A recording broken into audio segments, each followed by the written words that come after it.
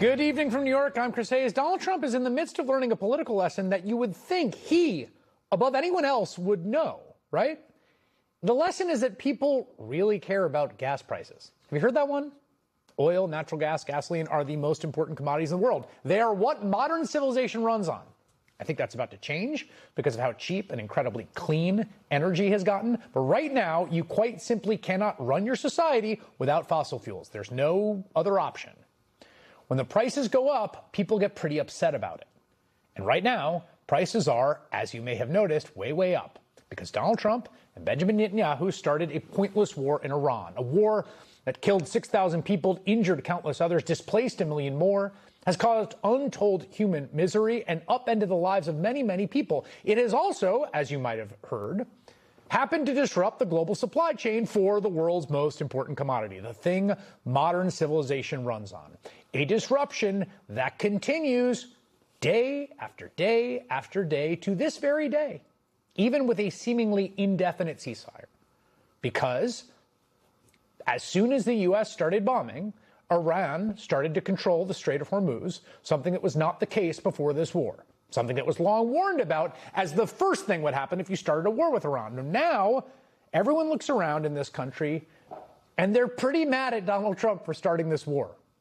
Take a look at this chart. We were sort of marveling over this one today. A lot of charts don't read on TV, but I think this one gives you the point. So that's from pollster G. Elliott Morris, who tracks Trump's approval on a bunch of different issues. And you can see there's a bunch of issues. They all go in the same direction. They all go down. But the one that's the lowest, the one all the way at the bottom of your TV screen, the green line, that is Donald Trump's approval on inflation and the cost of living.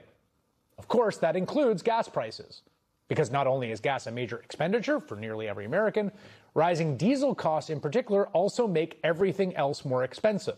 That doesn't even include the sort of inputs you get when you start getting to fertilizer and chemical products. And as you can see, Trump is just almost incomprehensibly unpopular when it comes to prices. Literally off the chart. He is so underwater, in fact, that he is off the chart. In fact, that chart doesn't go low enough to show his massive minus 40 approval on the issue. According to one analysis, this is an amazing historical tidbit to give you a sort of sense of comparison. Donald Trump is currently less popular on inflation than that man on your screen, Jimmy Carter. Carter, the guy who oversaw stagflation, the guy who was president during the '79 energy crisis, the guy with the sweaters and the Malaise speech. I mean, just ask any voter at the gas pump. It's bad, you know. People got to live, people got to eat, you know what I'm saying? And believe it or not, transportation is very, very important. And, you know, you have to choose whether you drive or eat, you know? So, I mean, gas prices are crazy. I mean, that was the whole thing that Trump promised everyone that people voted for is the lower gas prices, and here we are. So. Yeah, lower prices on everything is what he said. Groceries, gas, everything. I feel like everything is just more expensive.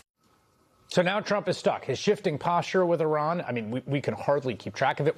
That's our job, is to keep track of it, and you almost can't.